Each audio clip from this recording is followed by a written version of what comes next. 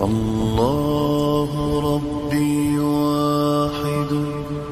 السلام عليكم ورحمة الله وبركاته.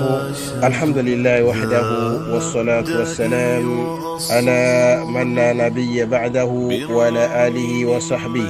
Amma baad, wasikilizaji watukufu wa programu yetu hii, faida zinazobainisha imani sahihi. Karibuni katika mkao wetu ambayo hii ni faida ya 7 katika faida hizi, ambapo twazungumza mafuhumu al-ibada, ufahamu hasa wa ibada ni kitu gani. Manake mpaka pale kubainika na kuwa wazi kwetu sisi jambo la tauhidul ibada, basi hapana budi kuwa tuwe wenye kufahamu mafuhumu al-ibada, ndiyo tuweze kuifahamu vizuri na kuwa wazi jambo la tauhidul ibada au tauhidul uluhiyya. Kwa sababu katika kufahamu maana hasa ya ibada, ndiyo huwa wazi maana ya tauhidi ya ibada ya kumwabudu Allah subhanahu wa ta'ala peke yake pasi na kumfanyia mshirika. Manake hii manake ni kule kujalia ibada, kuifanya ibada kama hii kwamba ni haki ya Allah tabaraka wa taala peke yake pasi na mshirika. Manake neno al-ibada kilugha manake ni ile atadhallul wal khudu', kule kudhalilika na kunyenyekea. Kilugha neno ibada ni kudhalilika na kunyenyekea. Na neno hili ibada kisharia sasa, ambao ndio makusudio yake, fahuwa ismun jami'un likulli ma yuhibbuhu Allah wa yarda, ni jina ambalo linakusanya kila akipendacho Mwenyezi Mungu na anachokiridhikia katika maneno anayozungumza na katika vitendo mtu anavyovitenda, yawe ni ya dhahiri au ni ya siri. Lakini ikawa maneno yale au vitendo vile ni venye kumridhisha Mwenyezi Mungu na anavipenda, basi hiyo inaingia katika mafuhumu ya ibada. Tukisema ismu jami'u, yani jina linalokusanya, maksudio ni kwamba ni linakusanya kila sampuli ya ibada. Ibada iwe ni ya dhahiri au iwe ni ibada ya siri. Ibada ya dhahiri ni kama ibada za maneno na za viungo, anazoleta dhikri mtu, maneno ya kumdhukuru Allah subhanahu wa ta'ala ni ibada za dhahiri, na vitendo kama kuswali, na ibada zinginezo, kurukuu, kusujudu.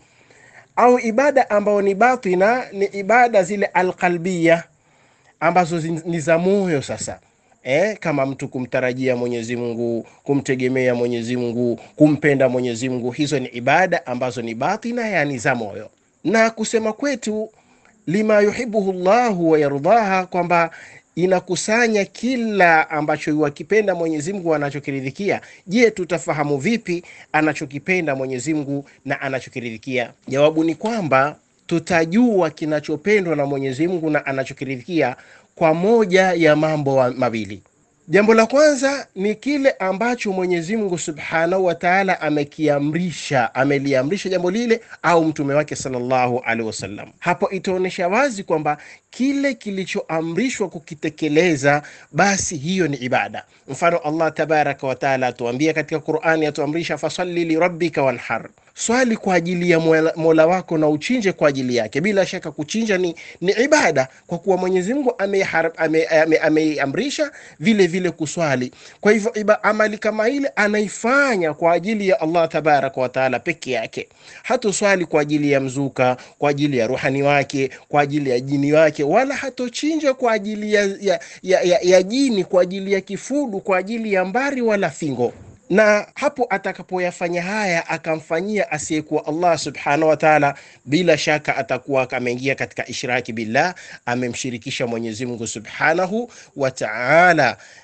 Itakuwa ameingia katika dhambi lililokubwa linalomtoa mtu katika daira ya Uislamu kwa kufanya ibada kwa ajili ya asiyekuwa Allah tabaraka wa taala. Asema Allah jalla jalaluhu, wa qala rabbukum ud'uni astajib lakum, na amesema Mola wenu niombeni nami nitawajibu na mimi nitawaitikia. Bila shaka amri yake hii Allah tabaraka wa taala ya kuwa tumuombe dua itakuwa hii ni ibada.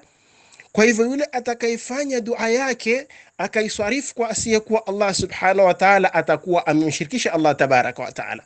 Haifai kwa Muislamu kwenda kuomba kwa walii, kuomba kwa watu salihin, kuomba makaburi, kuomba miti na mibuyu, kuomba vifudu na panga au nakaya, hii itakuwa ni kumshirikisha Allah subhanahu wa ta'ala, kwa sababu dua ni ibada. Na mifano mingi sana katika Qur'ani tukufu ambao yatuonesha amri zake Allah subhanahu wa ta'ala, fala takhafuhum wa khafuni in kuntum mu'minin, msiwaogope wao, niogopeni mimi ikiwa nyinyi muwenye kuniamini.